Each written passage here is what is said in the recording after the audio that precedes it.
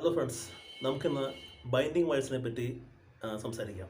Binding wire എന്താണെന്ന് വെച്ചാൽ നമുക്കറിയാം, നമ്മളിപ്പോൾ ഒരു കൺസ്ട്രക്ഷൻ സൈറ്റിൽ ചെന്ന് കഴിഞ്ഞാൽ അവിടെ റീഇൻഫോഴ്സ്മെൻറ്റ്, അതായത് TMT ബാറുകൾ തമ്മിൽ കൂട്ടി യോജിപ്പിക്കാൻ കെട്ടുകമ്പി എന്ന് പറയുന്ന ഒരു സംഭവം ഉണ്ടല്ലോ, അതിനാണ് ഈ ബൈൻഡിങ് വയർ എന്ന് പറയുന്നത്. ഇംഗ്ലീഷിൽ അത് ബൈൻഡിങ് വയർ എന്ന് പറയും, മലയാളത്തിൽ അത് കെട്ടുകമ്പി എന്ന് പറയും. അപ്പം ഈ കെട്ടുകമ്പി ശരിക്കും ഉപയോഗിക്കുന്നത് ഒരു മൈൽഡ് സ്റ്റീലാണ്. മൈൽഡ് സ്റ്റീൽ വെച്ചാണ് കെട്ടുകമ്പി ഉണ്ടാക്കുന്നത് തന്നെ. ഈ മൈൽഡ് സ്റ്റീൽ അതിൻ്റെ കെമിക്കൽ കോമ്പോസിഷൻ എന്ന് പറഞ്ഞു കഴിഞ്ഞാൽ കാർബൺ, സൾഫർ, ഫോസ്ഫർ എന്നാണ് കെമിക്കൽ കമ്പോസിഷൻ.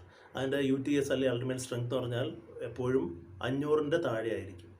പിന്നെ ഇത് ഒരു ഇതിനെ അനീൽഡ് വയറെന്നും പറയും. അനീൽഡ് വയർ എന്ന് പറഞ്ഞു കഴിഞ്ഞാൽ ഈ മൈൽഡ് സ്റ്റീലിൻ്റെ മുകളിൽ ഒരു കോട്ടിംഗ് ഉണ്ട്. ആ കോട്ടിംഗ് കൊടുത്തു കഴിഞ്ഞാൽ ഇത് കുറച്ച് സ്മൂത്തും ഫ്ലെക്സിബിൾ ആവും. അങ്ങനെയാണ് ഇത് ഉണ്ടാക്കുന്നത്, ഈ ബൈൻഡിങ് വയർ ഉണ്ടാക്കുന്നത്. ഈ ബൈൻഡിങ് വയറിന് കൺസ്ട്രക്ഷൻ ഏരിയയിൽ മാത്രമല്ല ഇതിൻ്റെ ഉപയോഗം. ഇതിൽ ഇപ്പോൾ നമ്മൾ ആർട്ടിഫാക്ട്സ് ഉണ്ടാക്കാൻ, എന്തെങ്കിലും പാവ സാധനമൊക്കെ ഉണ്ടാക്കാനും, പിന്നെ നമ്മുടെ ഈ ഓർണമെൻറ്റ്സ്, ഇപ്പോൾ വള ഉണ്ടാക്കാനും, അങ്ങനെ അതിൽ മാലയോ അങ്ങനെയൊക്കെ ഉണ്ടാക്കാനൊക്കെ ഈ ബൈൻഡിങ് വയർ ഉപയോഗിക്കുന്നുണ്ട്. അപ്പോൾ അതിൻ്റെ മറ്റുള്ള ഉപയോഗങ്ങളാണ് ഞാൻ പറഞ്ഞത്.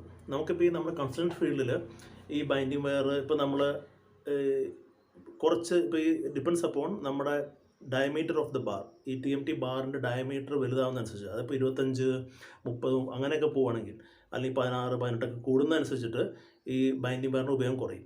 ഇത് കുറയുന്നതനുസരിച്ചിട്ട്, ഡയമീറ്റർ ഓഫ് ദ ബാർ കുറയുന്നതനുസരിച്ചിട്ട്, അതായത് 8 mm അല്ലെങ്കിൽ 10 mm കമ്പിയൊക്കെ ആണെങ്കിൽ ഈ ബൈൻഡിങ് വയറിൻ്റെ ബൈൻഡിങ് വയറിൻ്റെ ക്വാണ്ടിറ്റി കൂടുതലായിരിക്കും. അതായത് നമുക്ക് സ്ലാബിലൊക്കെ ഉപയോഗിക്കുമ്പോൾ, സ്ലാബിൽ നമുക്കറിയാം 8-ൻ്റെ 10-ൻ്റെ കമ്പി ആയിരിക്കും. അപ്പോൾ അവിടെയൊക്കെ ഉപയോഗം കൂടുതലായിരിക്കും ഈ ബൈൻഡിങ് വയറിൻ്റെ.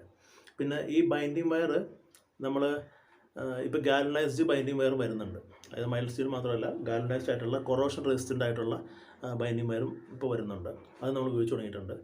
പിന്നെ ഇതിൽ പറയാനുള്ളത്, ഈ ഒരു സംഭവത്തിൻ്റെ ക്വാണ്ടിറ്റി എങ്ങനെ എടുക്കുക എന്നുള്ളതാണ് ബൈൻഡിങ് വയറിൻ്റെ. അതായത് ഇപ്പോൾ നമ്മളിപ്പോൾ നമ്മളിപ്പോൾ 1 ടൺ റീഇൻഫോഴ്സ്മെൻറ്റ് ബാറാണ് നമുക്കിപ്പോൾ സൈറ്റിലുള്ളതെങ്കിൽ അതിന് എത്ര കെട്ടുകമ്പി വേണമെന്ന് വയ്ക്കുകയാണെങ്കിൽ, 1 ടൺ എന്ന് വെച്ചാൽ നമുക്കറിയാം 1000 കിലോ.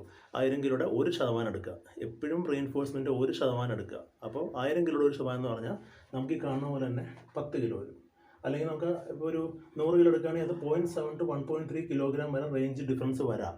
ഞാൻ ഈ പറഞ്ഞ പോലെ ഡയമീറ്റർ വെച്ചിട്ട് 8-ൻ്റെയും 10-ൻ്റെയും ചെറിയ രീതിയിലൊക്കെ വേണമെങ്കിൽ വേരിയേഷൻ വരാം. പക്ഷേ എന്നാലും ജനറലി നമുക്ക് 1% എടുക്കുക എന്നുള്ളതാണ്. ടോട്ടൽ ക്വാണ്ടിറ്റി ഇൻ കിലോയുടെ 1% ആയിരിക്കും നമ്മുടെ ബൈൻഡിങ് വയർ എപ്പോഴും യൂസ് ചെയ്യുക. പിന്നെ ഈ ഒരു ബൈൻഡിങ് വയർ എങ്ങനെയാണ് കെട്ടുന്നതെന്നും കൂടെ നമ്മൾ അറിയേണ്ടതുണ്ട്.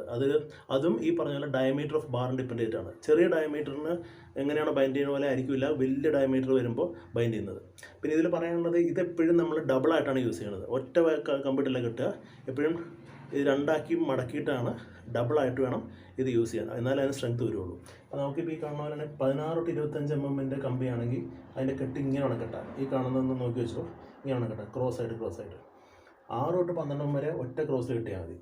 ഇനി 75 mm മുകളിലേക്കാണെങ്കിൽ ഇങ്ങനെ ഈ ഒരു അപ്പുറത്തും ഇപ്പുറത്തും ഇട്ടൊരു ക്രോസ് കെട്ട്, അടിക്കടി ക്രോസ് കെട്ടൊരു കെട്ടുണ്ട്. അങ്ങനത്തെ കെട്ടാണ് കെട്ടേണ്ടത്. അപ്പോൾ നമ്മളിപ്പോൾ പറഞ്ഞു വന്നാൽ ശരിക്കും ഇനി ഇപ്പോൾ ബൈൻഡിങ് വയറിനെ പറ്റിയാണ്. ഇതിൽ ബൈൻഡിങ് വയറിൻ്റെ വേറെ കാര്യമുണ്ട്. ഈ ബൈൻഡിങ് വയറിൻ്റെ സൈസ് എത്ര എന്നുള്ളതാണ്.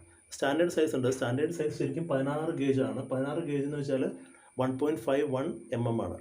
പിന്നെ ഇനി അതിലേക്കാണ് കുറഞ്ഞ് ഉപയോഗിക്കുകയാണെങ്കിൽ ഒരു 0.91 mm വരെ ഉപയോഗിക്കുക, അല്ലെങ്കിൽ 20 ഗേജ് വരെ നമുക്ക് ഉപയോഗിക്കാം. അതിൻ്റെ താഴത്തേക്ക് ഉപയോഗിക്കരുത്.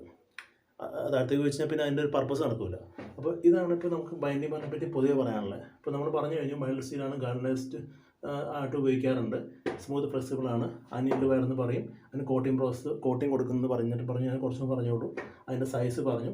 ഈ സൈസ് നമ്മൾ IS 2502 കോഡിലുണ്ട്. എത്ര സൈസ് സ്റ്റാൻഡേർഡ് സൈസ് പറഞ്ഞുണ്ട്. അപ്പോൾ IS കോഡ് വെച്ചിട്ടാണ് ഞാനീ പറയണത്. പിന്നെ ഇതിൻ്റെ കെമിക്കൽ കോമ്പോസിഷൻ പറഞ്ഞു ഞാൻ. ഇതിൻ്റെ സ്ട്രെങ്ത് ലെസ് ദാൻ 500 എന്ന് പറഞ്ഞു. പിന്നെ TMT ഇതിൻ്റെ ഡയമീറ്റർ വെച്ചിട്ടാണ് നമ്മുടെ സൈസ് വരുന്നത്. എത്ര ഡയമീറ്റർ കൂടുന്ന വെച്ചിട്ട് സൈസ് എല്ലാം അതിൻ്റെ ക്വാണ്ടിറ്റി കുറഞ്ഞു വരും. ഡയമീറ്റർ ബാർ കുറയുമ്പോൾ ബൈൻഡിങ് വയറിൻ്റെ യൂസ് കൂടി വരും. പിന്നെ ടൈപ്സ് ഓഫ് ടൈ എങ്ങനെയാണെന്നുള്ള 3 തരത്തിൽ ടൈയിങ് ഉണ്ട്. പിന്നെ ക്വാണ്ടിറ്റി എപ്പോഴും ടോട്ടൽ ക്വാണ്ടിറ്റി ഓഫ് റീഇൻഫോഴ്സ്മെൻറ്റിൻ്റെ 1% ആയിരിക്കും. അപ്പോൾ ഇന്നത്തെ വീഡിയോയിൽ ബൈൻഡിങ് വയറിനെ പറ്റി അത്യാവശ്യം കാര്യങ്ങൾ പറയാൻ പറ്റിയെന്ന് ഞാൻ വിചാരിക്കുന്നു. നിങ്ങൾക്ക് മനസ്സിലായെന്ന് വിചാരിക്കുന്നു. നിങ്ങൾക്ക് വീഡിയോ ഇഷ്ടപ്പെട്ടാൽ ലൈക്ക് ചെയ്യുക, ഷെയർ ചെയ്യുക, സബ്സ്ക്രൈബ് ചെയ്യുക. Thank you very much.